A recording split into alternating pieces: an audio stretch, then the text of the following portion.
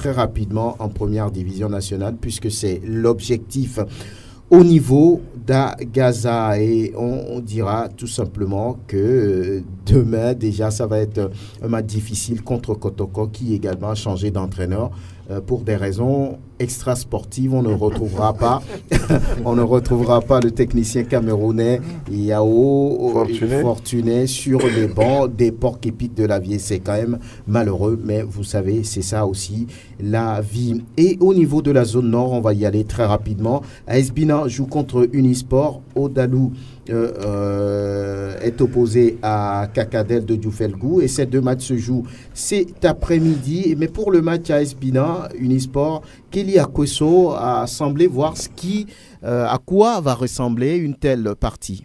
C'est une rencontre qui paraît équilibrée au vu de la position des deux clubs au classement. Dans ce championnat où tous les clubs ont comme ambition la montée dans la division d'élite, la lutte semble acharnée. L'AS Bina, 3e, reçoit Unisport qui occupe le 4e rang dans la zone nord. C'est une confrontation un peu indécise puisque les deux formations ont le même nombre de points. En termes de résultats, ce sont deux équipes proches l'une de l'autre. La meilleure position du club de Pagoуда apparaît comme un certain avantage contre son adversaire du jour. Au-delà de tout, le meilleur goal différentiel de l'AS Bina démontre mieux le réalisme de cette équipe devant les buts. Cependant, s'il y a un paramètre à ne pas négliger du côté du Unisport, c'est que cette formation a évolué la saison écoulée en première division, ce qui signifie que le club de Sokodé a forcément des arguments à faire valoir au cours de ce match. AS Bina Unisport, bien malin, celui qui pourra prédire le résultat final de ce duel.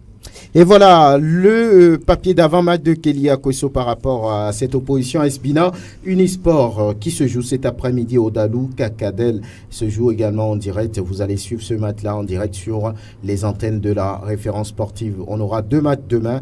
TAC joue contre Foupa et puis Doumbé qui reçoit le leader Agoua de Koussountou. Pas de répit, on enchaîne avec la D1 tout de suite qui prévoit déjà un match, on va dire, intéressant à Lomé entre l'AS Togoport qui s'est réveillé après plusieurs contre-performances, qui s'est réveillé la dernière fois face à Koroki, et l'AS Togoport qui reçoit Semassi de Sokodé pour le compte de la 7e journée de la D1, n'est-ce pas Latif Yerouma? AS Togoport, Semassi, match au souvenir triste, rencontre qui rappelle des frustrations de part et d'autre. La saison dernière, l'AS Togoport regrettait l'envahissement du terrain de Sokodé par des supporters après avoir encaissé un but dans le temps additionnel. C'est aussi dans le temps additionnel que Semassi avait vu son but invalidé par les sifflets au retour. C'était au municipal de Lomé face au Docker.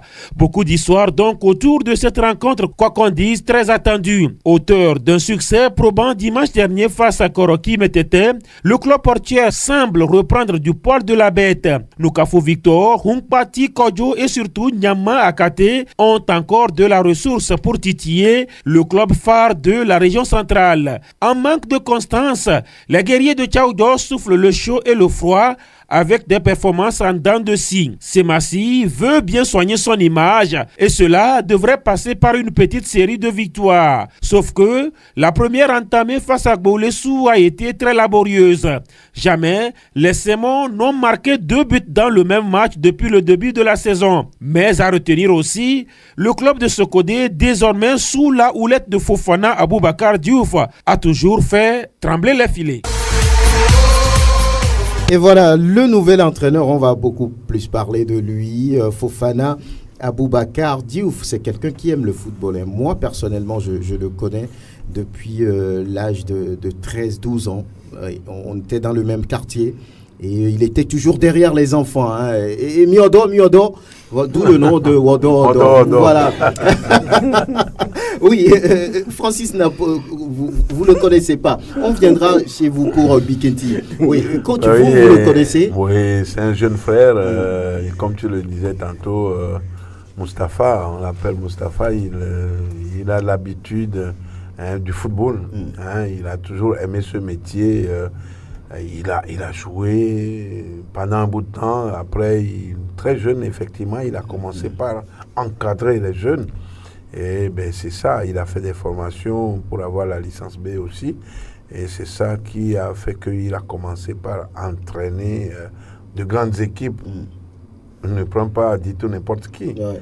Dito, il a géré Dito pendant un bon bout de temps, il a été remercié. Maintenant, on l'a appelé à Soukouré, c'est encore un gros morceau. Il va chez lui, chez soi, on n'est vraiment pas heureux quand même à certains moments parce que chez lui, voilà. Donc, je pense qu'il a la bonne volonté de servir sa zone, mais maintenant, il faut qu'il essaye d'y mettre sérieusement, de s'y mettre sérieusement et de travailler. Rien que le travail, ce n'est que par là il va réussir. Surtout le discours envers ses joueurs, la collaboration entre les joueurs et lui. De toute façon, il faut travailler comme une souris. C'est-à-dire que à un certain moment, il faut hausser le ton, mais juste après la séance d'entraînement, il faut rappeler l'élément pour lui dire ce pourquoi tu as haussé le ton sur lui, qu'il ne récidive pas. Je pense que c'est des méthodes qu'il doit utiliser pour pouvoir avoir la même mise sur cette équipe de Semassi. Et surtout, Adénion et Moustapha, je pense que c'est des entraîneurs de même niveau quand même. C'est les joueurs qui vont donner le résultat à cette rencontre parce que pour l'instant, je ne vois pas leur empreinte efficace sur les deux équipes. En tout cas, l'AS Togoport, les dernières nouvelles disent que c'est Ayivi Ekovi qui a quitté le club. Le staff dirigeant lui dit attendre toujours le coach Ayivi Ekovi. On verra s'il revient ou pas, ou si c'est la séparation définitive. Iko Rodrigue, vous connaissez Fofana Aboubakar Diouf. Oui. Il a l'étoffe pour diriger Sébastien. Tout comme vous, on l'a connu très jeune. Oui. Déjà, même quand il jouait au lycée de Tokoin, dans les championnats scolaires, avant la semeuse, pour qu'il puisse se raccrocher. Après, il a même fait l'équipe nationale en tant que joueur. C'est la génération des Koubadia Kader et autres, là. Même si lui n'a pas eu assez de chance pour aller à un haut niveau. En tant qu'entraîneur, c'est vrai que les équipes de quartier, les centres de formation, notamment à Técon. Après, c'est entraîneur adjoint au Dynamite togolais avec Koudjodji Jules. Après, c'est avec Kodjobi Mawena et puis lui-même, il prend la tête. Donc, déjà, le haut niveau, la première division peut compter 3 à 4 saisons. Aujourd'hui, il est à la tête de Semassi. Mais moi, j'aimerais insister sur la chute de ce que Jean-Luc Koudjolo a dit. Il faudrait que nous ayons l'impact de nos entraîneurs sur les équipes. Comment faire pour mettre son impact sur les équipes? L'entraîneur doit être toujours à l'écoute et également chercher l'excellence. Les entraîneurs, c'est vrai, nous avons aujourd'hui des entraîneurs de licence C, nous avons des entraîneurs de licence B, mais il faudrait qu'au-delà, c'est comme vous sortez d'un centre de formation, vous devez aller maintenant sur le terrain et le terrain vous guide. Vous pouvez avoir de bons diplômes, mais le terrain vous guide. Pour pouvoir être à la hauteur, il faudrait chercher à battre les embûches que vous aurez devant vous, les obstacles que vous aurez devant vous. Comment le faire? Le diplôme ne compte plus. Parce que vous risquez d'avoir un élémentaire qui peut aujourd'hui vous tenir tête. Mais comment lui prouver que lui, il a le niveau élémentaire et que vous le dépassez? C'est par rapport au travail. Aujourd'hui, il a de l'expérience. Est-ce qu'il peut? Nous le saurons peut-être par rapport à son travail. Coach a parlé également du discours. Vous pouvez avoir de beaux joueurs, mais si le discours ne colle pas avec ce que vous mettez en place, ça ne marchera pas. Voilà pourquoi vous allez voir des grands entraîneurs avec des joueurs de très haut niveau, mais qui échouent. Donc également, c'est un conseil à l'endroit de notre cher ami Odo Fofana. Il faudrait qu'il accepte de travailler, se remettre chaque fois en cause. Il faudrait qu'il cherche à avoir de bons discours. Je me rappelle, le week-end dernier, on a suspendu un entraîneur parce qu'il n'a pas su communiquer à la presse, notamment Jean-Marc Ouvi, qui a été sanctionné par les Anges de Ngotier. Donc tout cela, ça rentre dans le discours et nous pensons que pour être à la hauteur, il faudrait faire un ensemble de tout cela pour pouvoir réussir. Yeah. Alors, Albarka Farouk, qu'est-ce qui explique cette instabilité des entraîneurs au niveau des clubs? On a vu Marc Ouvi qui vient d'être éjecté pour avoir fait une communication pas très appréciée par les dirigeants. Yao Fortuné, éjecté aussi pour des raisons extrasportives. Kegbalo, c'est lui qui a commencé avec Asfosa, mais après, paf, il est éjecté. les entraîneurs ne sont pas stables. La faute, c'est à qui? C'est à eux ou bien c'est aux dirigeants? La faute, je crois que c'est lié au facteur humain. On a dû ressasser ici que même l'équipe nationale, on n'a pas le sens de l'organisation. Dans le sens de prévision, on fait les choses par amateurisme, par improvisation. Et effectivement, quand il y a un événement qui va en contre courant à ce qu'on pensait, tout de suite on prend aussi des décisions inattendues, comme c'est le cas. Donc cette inconstance à la tête des équipes, je crois que c'est lié principalement à l'organisation qui manque dans nos clubs. Donc un club bien structuré, qui a des objectifs bien définis, avec des prévisions bien faites, je crois qu'on ne peut pas se fier à cette façon d'agir. Donc voilà, moi je lis ce phénomène-là au manque d'organisation dans nos clubs. Oui, Fofana Aboubakar Diop pour Semassi, il peut tenir. Ouais, bon, effectivement, Moustapha... Ne prend pas Semassi qui veut. Hein. Ouais. Mais je crois que on devient grand en relevant des grands défis. Voilà. Moustapha, c'est en forgeant qu'on devient forgeron. Justement. Il est couronné d'une expérience récente à la tête de Dito. Et je crois qu'il y a un caractère qui est un atout pour lui. C'est la rigueur. Moi, il m'a tenu, ou bien il me tient comme entraîneur marquant de Técon. Et ce que j'apprécie chez lui, c'est la rigueur. Donc, si il se base sur cette rigueur-là avec l'expérience qu'il a engrangée au niveau de Dito, je crois que ça peut lui servir. Lui-même, il sait ce qu'il a fait à Dito qui n'a pas marché. Et je crois que ça peut lui servir d'élan pour repartir sur un bon pied. Voilà, Ange qui a perdu, Marc Corvi, on vient d'en parler, reçoit Bikinti. Bikinti n'a pas de problème, c'est toujours le même entraîneur. Bonfou Aremiao. Et ça se passe bien visiblement avec cette troisième place à Péret. 6 journées, 11 points. Tout va bien, Francisco Napokura. Oui, bon, on ne peut pas dire que tout va bien, mais je peux dire que ça va. Cette troisième place vous plaît? Oui, il n'y a pas de souci. Nous sommes qu'au début du championnat et la sérénité y est. Et seulement nous allons prier les gens, tout le monde, de faire efficacement son travail, aux supporters d'apporter les moyens et puis l'encouragement nécessaire, et puis au staff technique de faire son travail, qui est d'aller faire les matchs, et de revenir avec de bons résultats. Et voilà. Vous avez joué plusieurs matchs à l'extérieur pour, on va dire, raison de sanctions, et puis maintenant vous êtes de retour à la maison. Ça vous plaît? Vous êtes bien maintenant chez vous? Et où se trouve la différence dans le fait de jouer à l'extérieur pour cause de sanctions et de retourner à la maison après?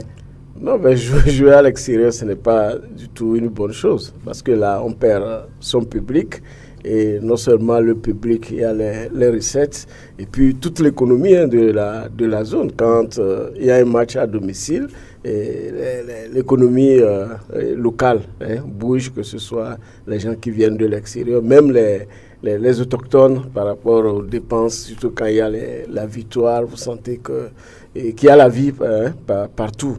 Donc je crois que présentement, il y a beaucoup de travail qui a été fait. Le président, le bureau, beaucoup de monde, on s'est mis et pour pouvoir sensibiliser davantage les supporters. Surtout que la dernière sanction, en fait, l'équipe n'était pas aussi menacée.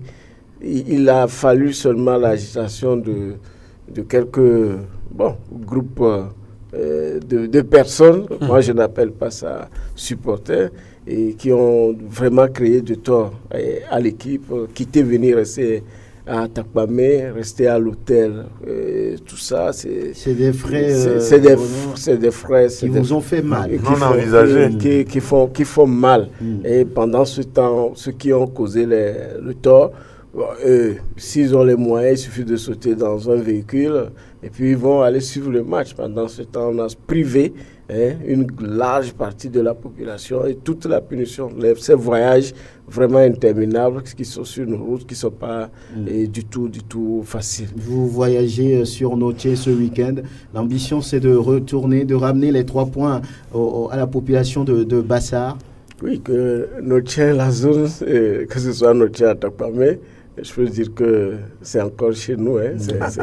Vous en avez l'habitude maintenant. Oui, seulement on a l'habitude. Vous savez, à Noche, nous avons une forte colonie. Oui. Et puis on a un chef des ressortissants de Bassar à Noche qui est très efficace. Quand l'équipe arrive, vraiment, il s'y met, sur la restauration, tout. C'est ce qu'on voudrait également chez les autres chefs de Lomé à Saint-Cassé, que quand l'équipe se déplace, qu'on sente qu'on a une forte communauté qui s'y met. Donc, et puis, il y a des relations personnelles. Le président même, il a fait longtemps Noche, sinon il est un peu aussi de Noche.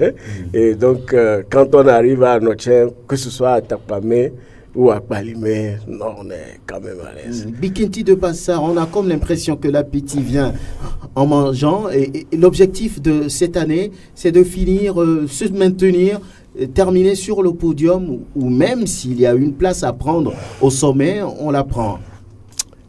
Sinon, l'ambition, c'est parmi les 4 premiers au moins. Il faut aller pas à pas parce que pour sortir champion, ce n'est pas aussi facile parce qu'après les contraintes aussi sont tout autres. Notre structure actuelle pour véritablement sortir champion, il faut que chez nous également à Bassar qu'on ait un terrain avec une bonne pelouse. Qu'on puisse jouer à domicile, pas dans la poussière. Et puis là, on peut envisager être champion parce qu'on est en train d'avoir les infrastructures, on aurait les infrastructures.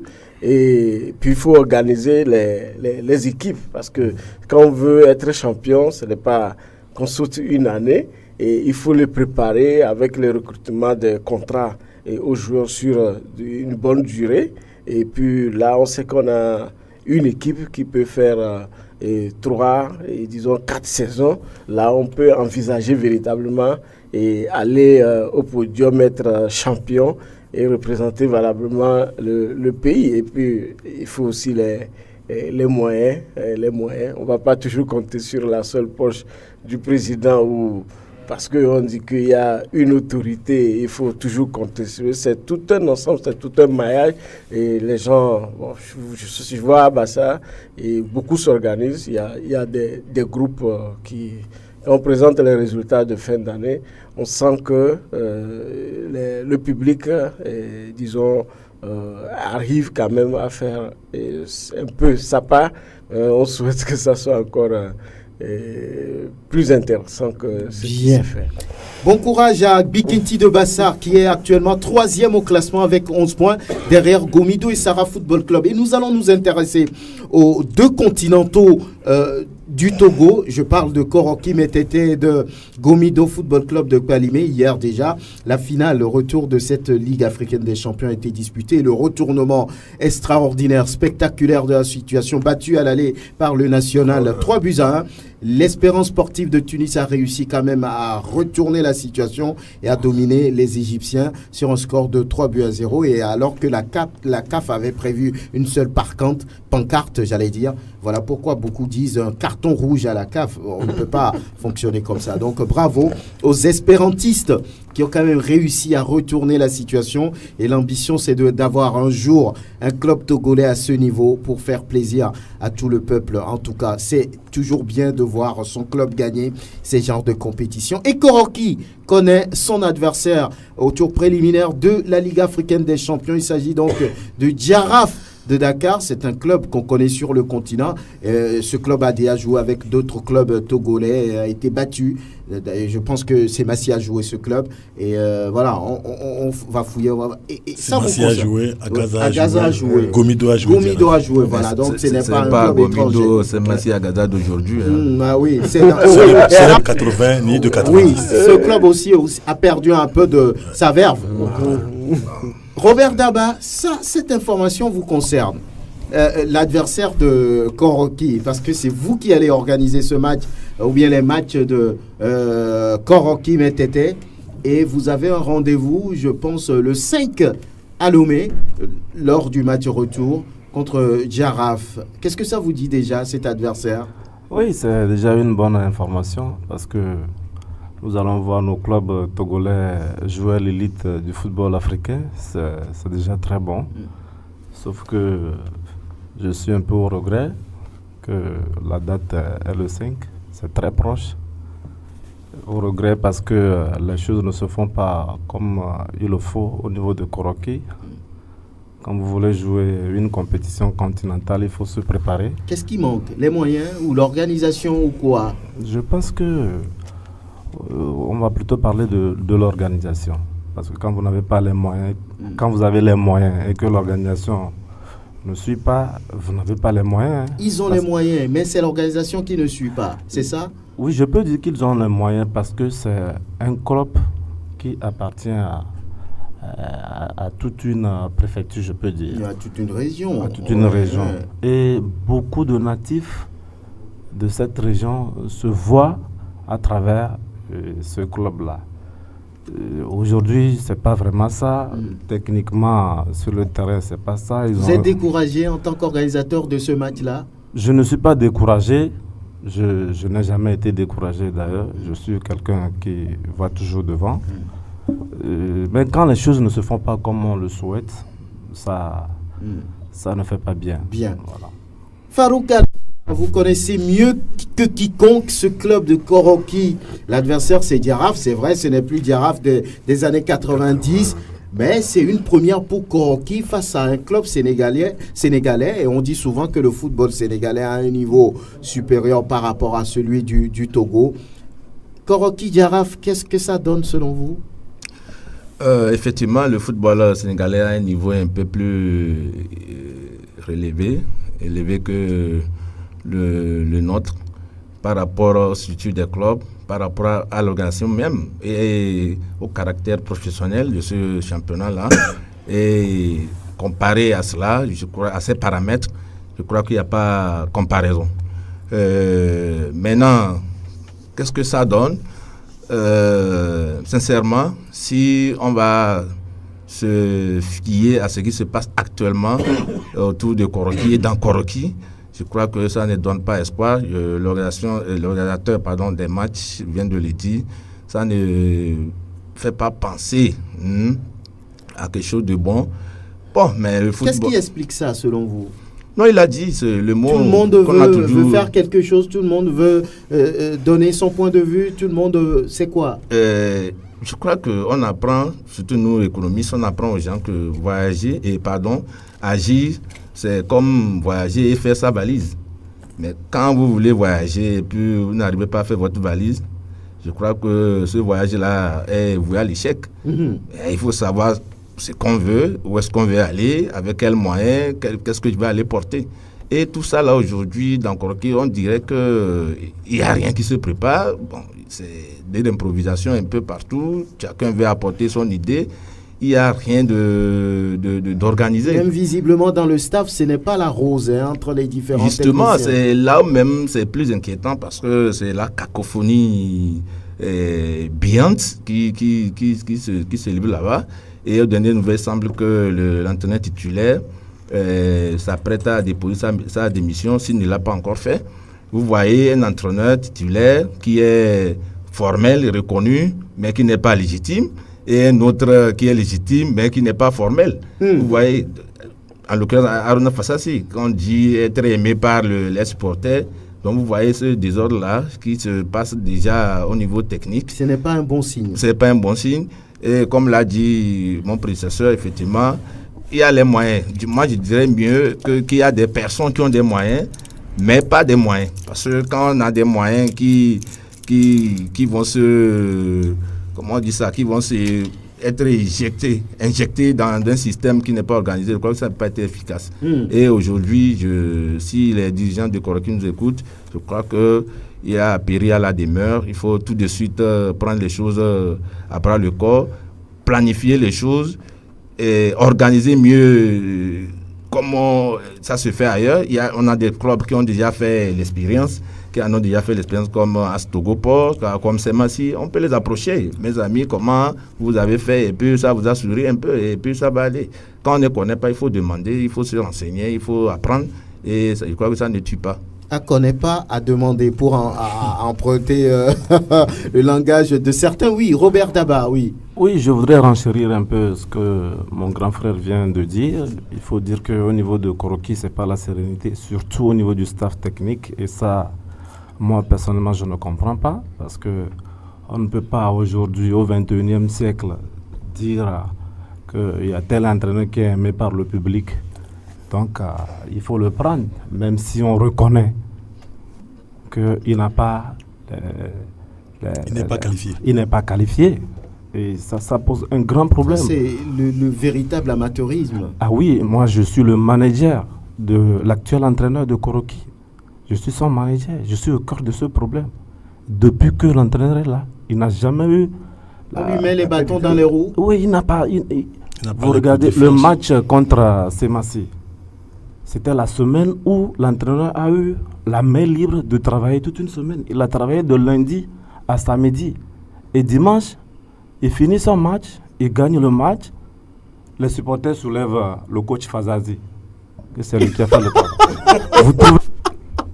Bon, peut-être c'est lui que les supporters... Moi, je ne sais pas, peut-être on que aurait les supporters appris, on aurait appris qu'il aurait dit que le coach Fazazi aurait dit aux supporters que c'est lui qui a fait changer les donnes au vestiaire et dans les vestiaires à la mi-temps. Mais on ne peut pas fonctionner comme ça. Et ce que je ne comprends pas, au soir d'un match, je crois que c'était le match contre Sarah Sport, au soir de ce match, le bureau s'est réuni en présence du président d'honneur du club, où les choses ont été dites, où il a été dit qu'il faut que Fazazi reste de côté. Mais quelques jours après, on a été surpris que certains du bureau font revenir Fazazi. Il semble même que le président lui-même a pris Fazazi dans son véhicule et l'a ramené. Soit disant que c'est lui que la population veut. Mais si c'est lui que la population veut, et s'il n'est pas qualifié, mais si c'est lui que la population veut, pourquoi on a lancé un appel d'offres pour aller chercher un entraîneur expatrié? Mais vous avez un étranger que vous faites venir, vous avez payé la prime de signature de l'entraîneur, il a signé son contrat, vous l'avez présenté au public sportif et au monde sportif togolais, mais vous ne voulez pas qu'il travaille. Et bien avant que le coach fasse son premier match, on était déjà le mercredi du match de Semassi, la population se lève que le coach n'est pas bon. Il n'a même pas... Les supporters, même 5 dirigeants de Koroki disent que l'entraîneur n'est pas bon. Parce que les séances d'entraînement qu'il fait, Fazazi aurait fait mieux. Mais c'est étonnant quand même d'entendre tout ça à Iko, à quelques jours d'un match continental où Koroki est attendu. Non, mais ce n'est même pas à quelques jours. C'est étonnant que des situations comme ça arrivent dans un club.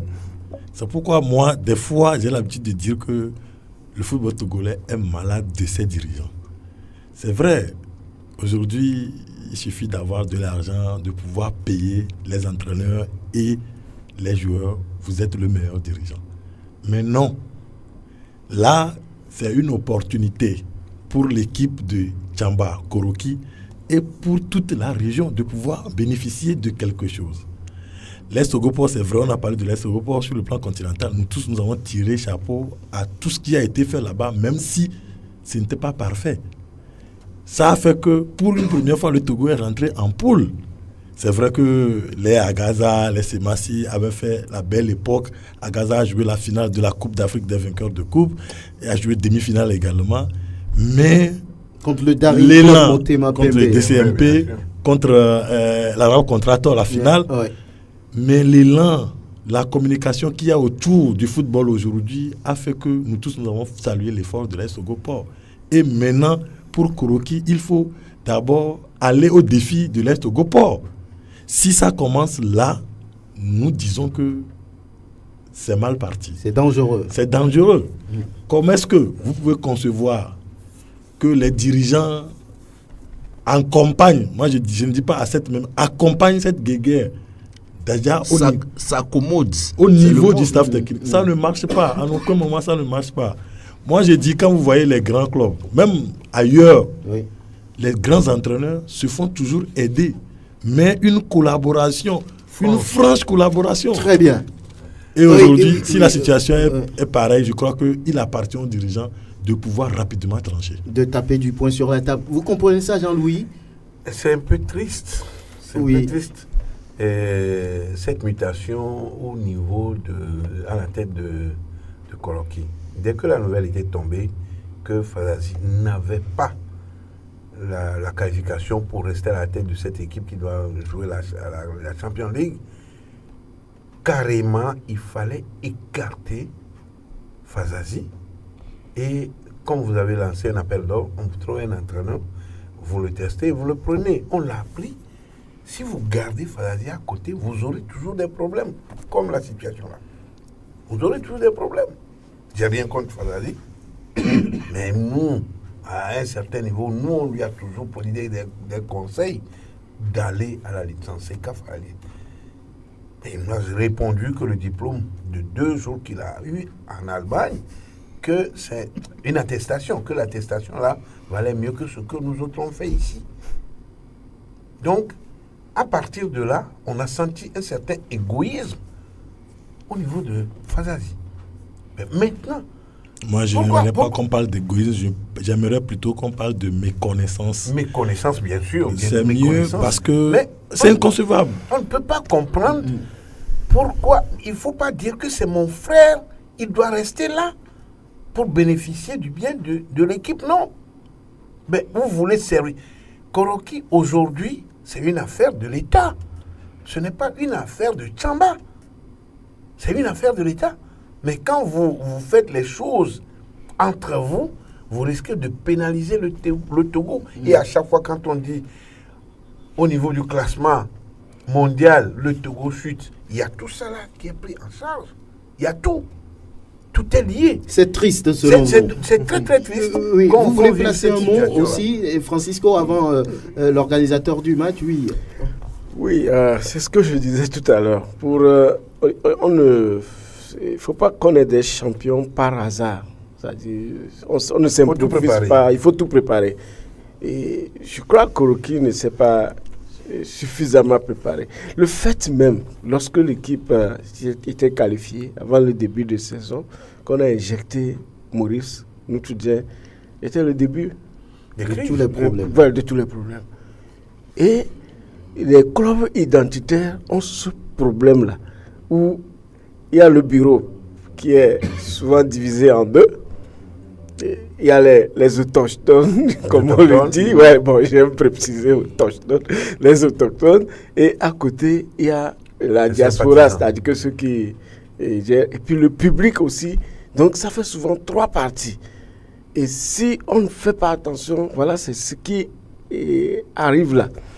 Et Ntoudien n'aurait pas dû être injecté pour rien, pratiquement pour rien. Parce que les raisons qu'on évoque pour injecter nos entraîneurs, même jusqu'à l'entraîneur... c'est parce que Fazazi venait.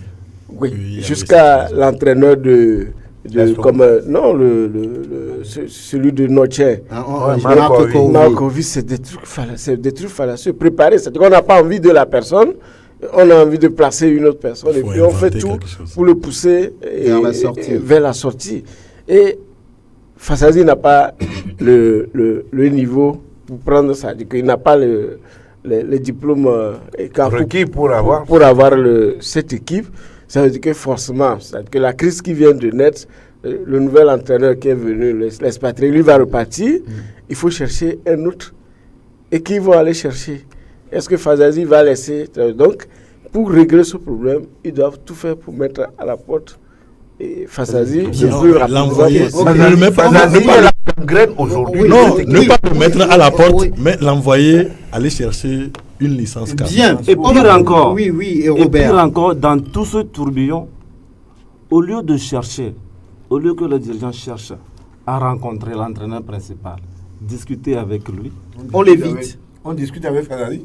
on ne discute pas avec lui. Et il y a 3 ou 4 jours, moi je m'apprêtais à m'endormir. Quand le coach m'a appelé, il me dit mais Manija, le président du club, je viens d'apprendre, il y a un supporter qui vient de m'informer que le président du club me donne 2 matchs.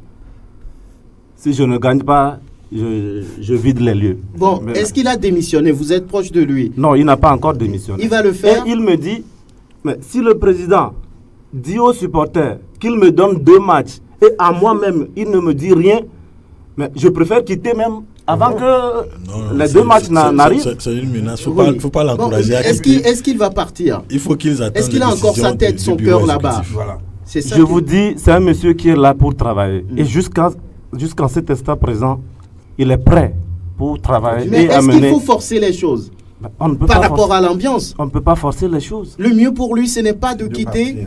parce que tel que ça se présente, il n'y aura pas de changement avant le match contre Djaraf. En tout cas, il y aura une rencontre, je crois, entre le président et lui aujourd'hui. On verra l'issue de cette rencontre Oui. et on avisera. On va écouter d'ailleurs Traoré Brahima, l'entraîneur titulaire de Koroki. Non, bon, il y a beaucoup de choses à corriger, surtout défensivement. C'est ça qu'on est nul là-bas. Donc, c'est ça qu'on les a dit. Donc, quand on n'est pas bon défensivement en Ligue des Champions, mais vous n'aimez pas y aller. Il y a beaucoup de choses à faire à Kourouki. Honnêtement, il y a beaucoup de choses à faire. Donc, je peux dire que c'est inquiétant. Parce que quand on n'est pas capable de gagner contre Estocopor qui a déjà goûté la Ligue des Champions, donc ça va être compliqué. Mais ça nous de travailler et croire dans nos chances. Et donc, on va s'améliorer avant les jours J, Il y Inch'Allah. aura de nouveaux joueurs ou bien c'est cette équipe-là? Non, il y aura de nouveaux joueurs. Je ne pense pas que cette équipe-là qui peut nous faire de grandes choses. Honnêtement. Ils viendront d'ailleurs. Ça, c'est sûr. On espère les attendre. Je joue en 4-2-3-1. On fait ça à l'entraînement, à chaque fois on corrige. Mais si les enfants n'arrivent pas à assumer ça, vraiment, ça, c'est. Donc, il va passer à autre chose. Donc, je vais demander aux autres, à mes collaborateurs aussi, puissent travailler comment ça peut marcher pour nous. Voilà, Traoré Brahima, il n'a pas envie de rentrer en profondeur des difficultés qu'il a. Et voilà, Albar Kafarou, qu'est-ce qu'on peut dire? Le coach Koudjoni l'a dit, c'est Koudjoni, pardon. C'est pas La Jules gangrène, Koudjoni. c'est vraiment Monsieur Haruna Fassassi. C'est lui la gangrène. Adam Fassassi. Adam Fassassi, pardon. Parce qu'il sait pertinemment qu'il n'a pas la qualification requise. Mais pourquoi il pousse? Je sais Non, mais pas. le problème, s'il vous plaît, Franck, c'est les dirigeants de Koroki qui ont été naïfs. J'en viens. Ça, j'avoue. Oui. Parce qu'on on vous a déposé un dossier avec un CV que vous avez bien lu. Il faut appeler des techniciens pour vérifier le CV avec vous. Oui. Il est en train d'exploiter malicieusement l'ignorance de certains dirigeants du club. En quoi faisant? Mais quand on vous dit que vous n'avez pas de qualification requise et que si vous vous entêtez à vous maintenir à la tête de ce club et vous allez en compétition, vous serez sanctionné vous-même et le club Sera sanctionné. sanctionné. Et tu connais tout, tu sais tout, et tu es en train d'exploiter la naïveté, sinon l'ignorance des gens qui sont avec toi. Ça, moi, je appelle ça une trahison. Mais toi qui connais le football, qui est parti en Allemagne faire un stage de 2 jours, bien 2 semaines, explique-leur que voilà, effectivement, mes amis, je me retire parce que si je ne me retire pas, votre club sera sanctionné. Il ne le fait pas et il laisse perdurer ce désordre-là à la tête du club, soit disant qu'il est aimé par les supporters. Est-ce que les supporters connaissent les règlements du football? Eux, ils sont là seulement pour voir l'équipe gagner et comment on dit ça, s'enjailler, comme on disait les Ivoiriens. Voilà le problème. Donc le problème aujourd'hui, c'est Haruna Fassassi. C'est Voilà. dommage. C'est dommage. Et demain, s'il y a quelque chose, il en répondra. Bien. Non, mais lui, Ok. il doit partir. Ok. On va voir côté Gomido qui joue contre l'AS Coton de N'Djamena du Tchad. Normalement, ça devrait passer pour le club de Palimé face à cette équipe. Bon, on la connaît pas trop, mais attention, si elle est qualifiée pour le tour préliminaire de la Coupe CAF, c'est qu'elle est de la valeur. L'AS Coton de N'Djamena du Tchad qui attend Gomido en Coupe de la Confédération africaine de football.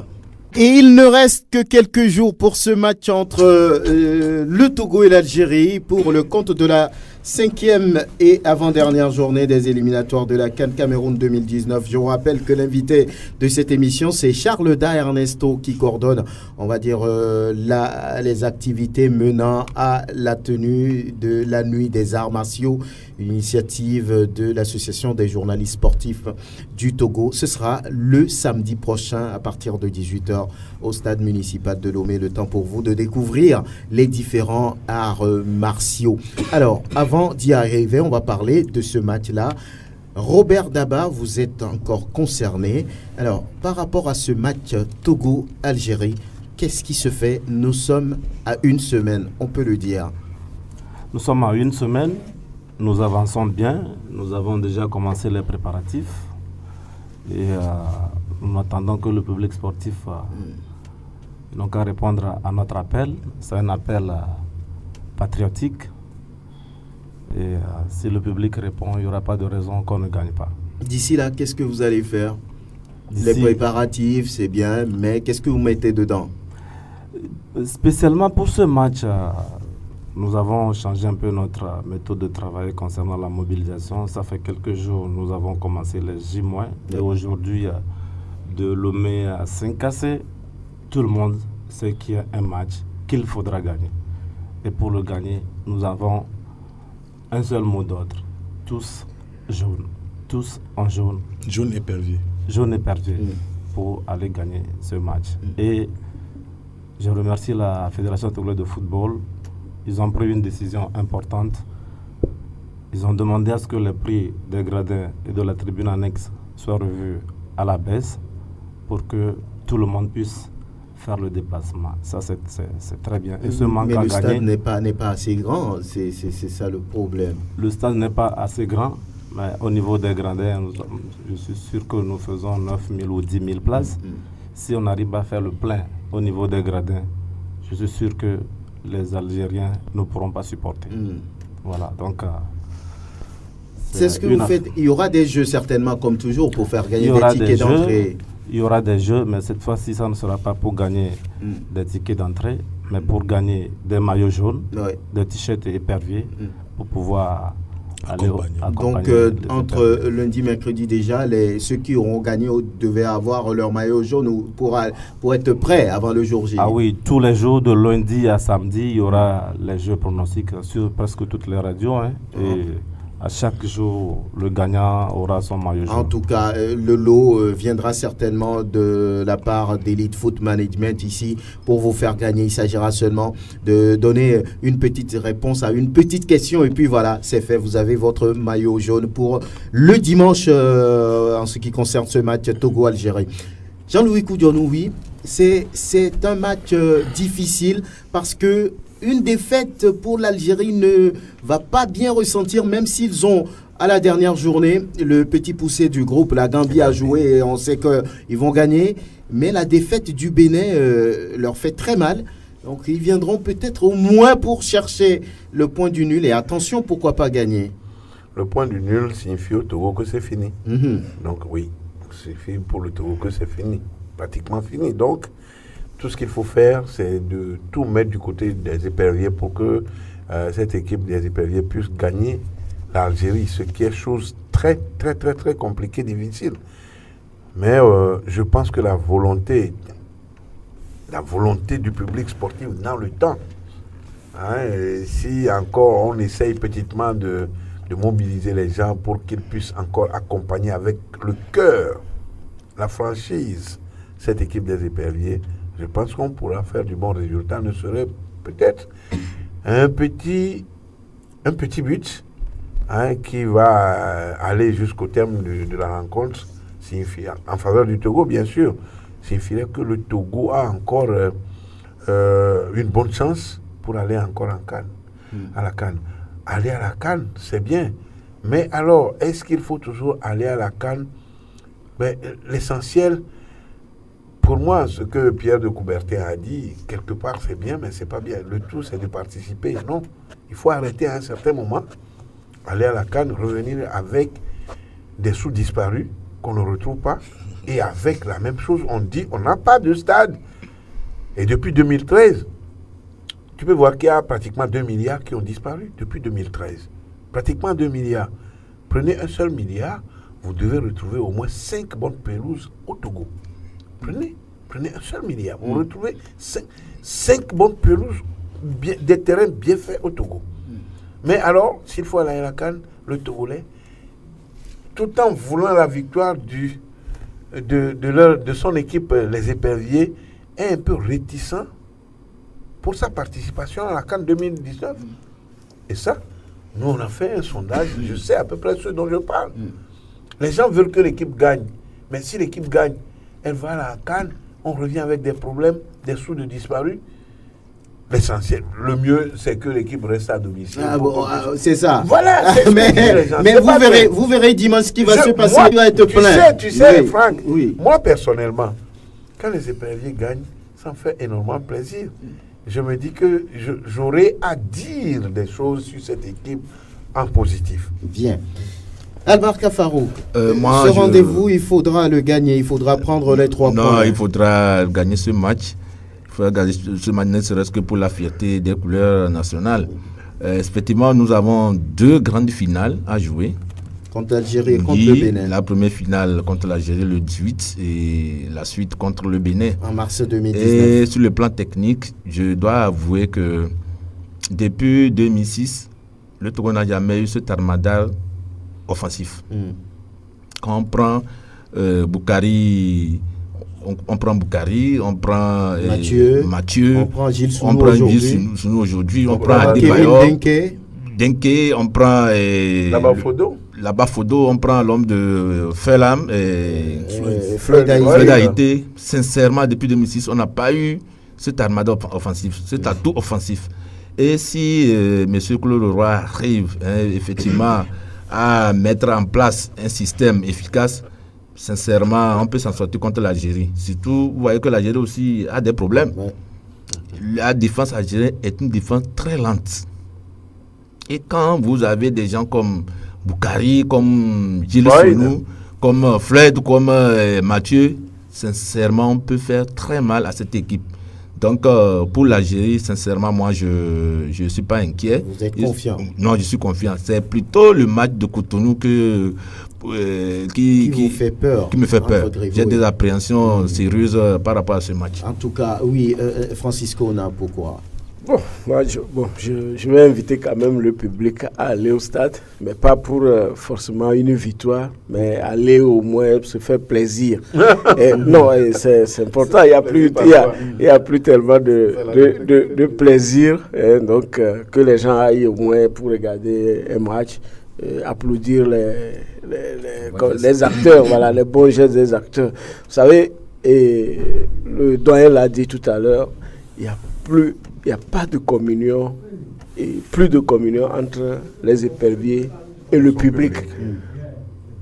Plus de 2 milliards disparus en 2013 et aujourd'hui. Et avec tout ce que nous affiche comme comportement le sélectionneur national et Claude Leroy qui a totalement cassé l'ambiance entre les acteurs. Mais l'équipe est en place, l'équipe joue. Oui, l'équipe joue, mais il n'y a plus... Il y a plus d'amour. La preuve, les gens ne vont plus tellement au terrain. Pour un stade de 9000 places, on le remplit difficilement. Et surtout le match contre la Gambie. C'est pas normal. Et ce jour-là, il y avait la pluie. Commencé avant le match. La pluie a commencé dans certains quartiers bien avant le match. Oui, mais pour 9000 places qui n'a pas été suffisamment rempli, c'est pas la preuve. Les prix des billets ont été baissés, mais la pluie a presque cessé. Donc, ce qui dit que les organisateurs, ils sont conscients, la fédération est consciente, donc ils ont joué un peu sur le prix. Moi, je ne vais pas dire aux gens de ne pas aller, mais d'aller regarder le match, les beaux gestes. Mais ce que nous avons comme entraîneur aujourd'hui, c'est comme un Fazazi. Fazazi, lui, n'a pas le diplôme. Non, lui n'a pas le diplôme. Non, celui-ci, lui, a le niveau, mais il est en train de chuter. D'enliser l'équipe. C'est ça que je suis en train de... Reconnaissons quand même que l'équipe joue. Oui, mais l'équipe joue. regardez ici le match la dernière fois contre la Gambie. Oui.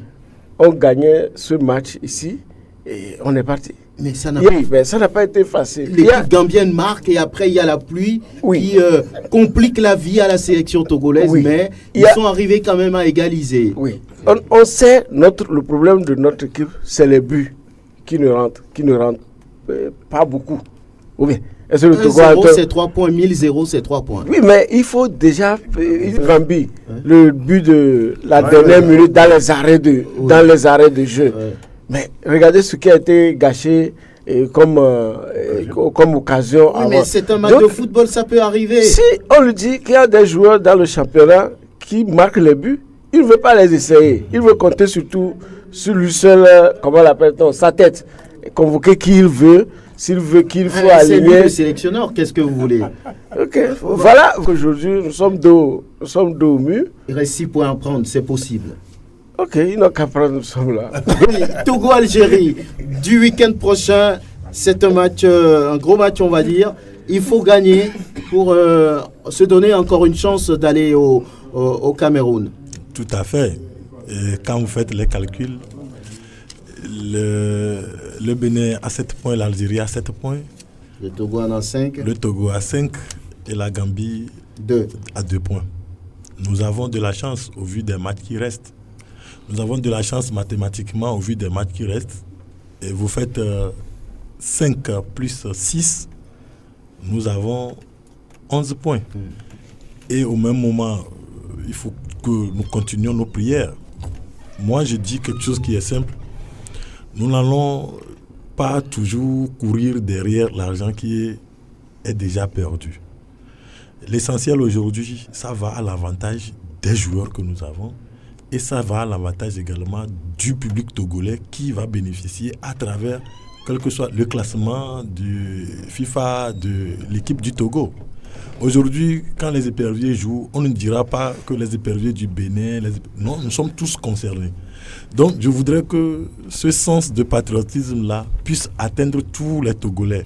Qu'on oublie ce qui est passé, qu'on voit ce qui est devant nous. Mais puisque chaque fois l'argent se perd, c'est facile d'oublier comme ça? Je sais que ce n'est pas facile, mais nous appelons les uns les autres à penser à ce qui est devant nous. Ce qui est devant nous, c'est le plus important, c'est le match du dimanche prochain contre l'Algérie. L'argent volé à retrouver est aussi important. Si, mais aujourd'hui, l'essentiel, la priorité pour nous, c'est d'accompagner ces éperviers-là. C'est d'accompagner ces éperviers-là et à ce que nous puissions gagner le match contre l'Algérie. Bien. C'est très important. Aujourd'hui, la victoire en terre gambienne doit ramener les supporters qui étaient désespérés autour de l'équipe. Et moi, je dis, au sein de l'équipe, c'est vrai que nous tous, nous avons porté des jugements à l'encontre du staff technique. Et nous osons croire que ces jugements-là, malgré que peut-être que ça ne porte pas fruit directement, moi, je pense que, quelque part, il y a une volonté des joueurs même. La preuve, le match en Gambie. Maintenant, nous aurons la chance de récupérer certains joueurs. Il y avait Bebou qui n'était pas là. Nous allons récupérer Bebou. Il y a Gilles Sounou également qui revient, qui prend l'ambiance du groupe. Tout cela. Et il y a la concurrence qui naît. À 3 mois ou bien à 4 mois, on ne pensait pas voir un Kevin Denke. On ne pensait pas voir peut-être Gilles Sounou. Ça veut dire que les joueurs viennent. Maintenant, aujourd'hui, nous déplorons l'absence de Djeni Dakoram qui assure la défense. Mais nous pensons qu'avec le retour de Ouro Akoriko Sadat, il y aura quelque chose. Donc, la victoire. Mobiliseur. Moi, je me rappelle toujours de ces années 2004-2006 où le public était derrière les éperviers. Vivement que cela puisse reprendre pour que nous puissions relever le défi là, surtout contre le Bénin. Bien. Robert Daba. Oui. Exactement. Je crois que nous devons insister sur cet aspect, la mobilisation. Oui. Parce que nous devons laisser un peu les éperviers, les joueurs de côté. Parce que quand je vois la détermination dont ils ont fait preuve en Gambie, ça, il fallait le faire. Hein. Arracher. C'est à louer, à féliciter. À féliciter. Et je suis sûr qu'ils auront la même motivation, la même détermination contre l'Algérie. Maintenant, il nous revient à nous, Togolais, à nos supporters des éperviers, de rester derrière nos ambassadeurs, de les mobiliser et pour cela... On les connaît, quelles que soient les difficultés, ils sont toujours là. Hein, ça, on peut le dire. Ils seront là dimanche. On le veut. On veut qu'ils soient là. On veut qu'ils soient là nombreux. Pas pour nous seuls, mais aussi pour ce football-là. Vous savez, il y a certains facteurs que beaucoup de gens ne connaissent pas. Il y a certaines rencontres, quand vous les gagnez, il y a certains matchs, quand vous les gagnez, ça fait augmenter la cote du football local.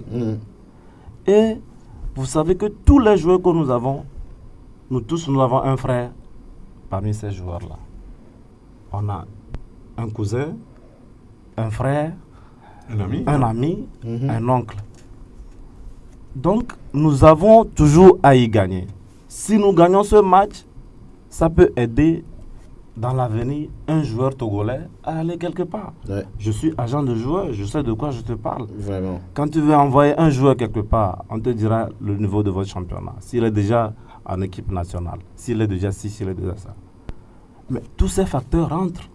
Et quand vous dites que, voilà, il a fait partie de telle sélection, on a gagné tel match, et ainsi de suite, ça fait augmenter la cote du joueur. Et les retombées, quand on place un joueur à l'extérieur, les retombées, ça revient au pays économiquement, je veux dire. Les familles s'en sortent, les frères et sœurs des joueurs, les mamans, les pères et eux tous, ils s'en sortent. Donc, ils en profitent. Et il y a ce côté-là aussi que nous devons voir. Nous devons tous nous mobiliser. Et pour devancer les choses, Elite Foot a fait ce qu'elle peut faire. Hein. De Lomé à Saint-Cassé, nous avons lancé la mobilisation.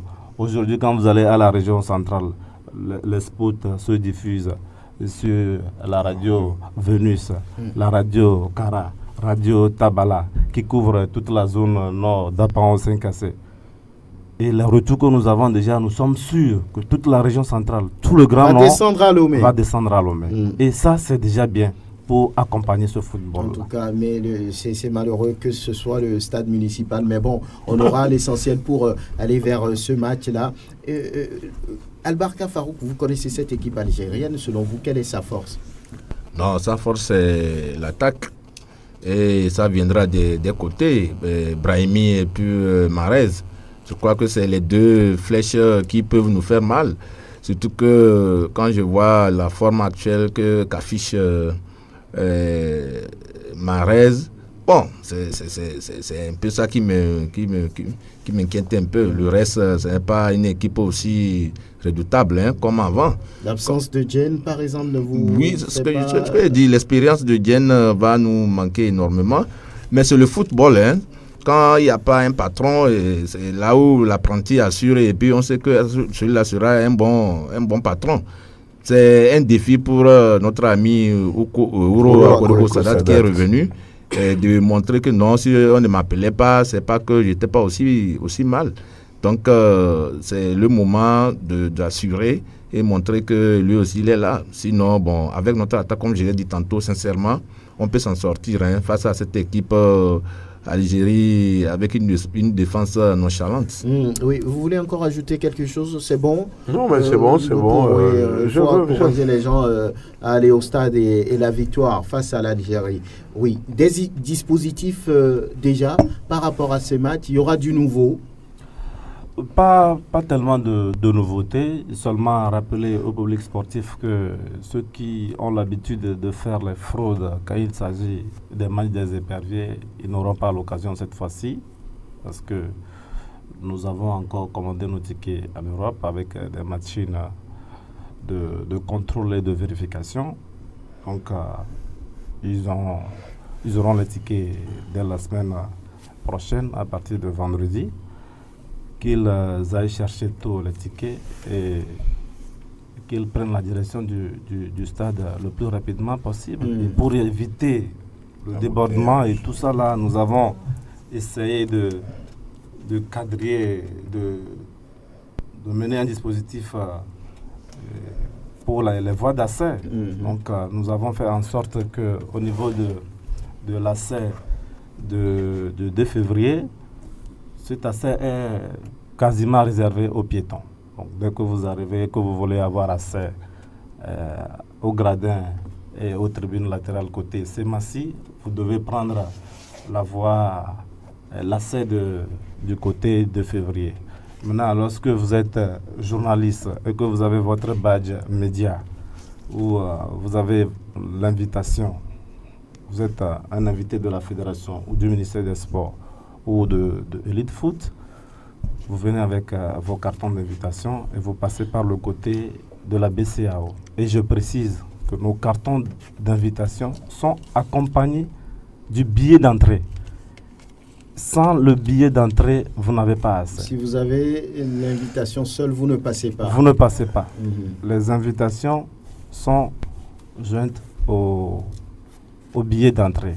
Et c'est les billets d'entrée qui sont les sécurisés, les billets sécurisés. Très bien. Il faut avoir les deux. Donc vous pouvez passer de ce côté tranquillement et aller au stade. Maintenant, le côté du rond-point Radio Lomé, nous avons fait 3 séparations là-bas. Il y aura une partie pour les piétons, une partie pour les engins, motos et véhicules. Mais là aussi, si vous êtes engin, il faut vraiment savoir par où vous devez passer. Et pour cela, nous avons mis nos agents de sécurité au-delà de la ceinture de sécurité pour pouvoir orienter les gens selon le type de billet qu'ils ont. Donc, nous avons mis ce dispositif pour que tout se passe tranquillement et paisiblement. Mais nous avons remarqué que pour ces matchs, il y a certains individus qui viennent juste pour semer la pagaille, créer un problème à l'organisation ou à l'organisateur, ainsi de suite. Donc, spécialement pour cette fois-ci, nous allons mettre des photographes discrets dans la foule. Si vous faites une bêtise et qu'on vous met un cliché dessus, vous avez affaire à la gendarmerie. En tout cas, tout est prévu.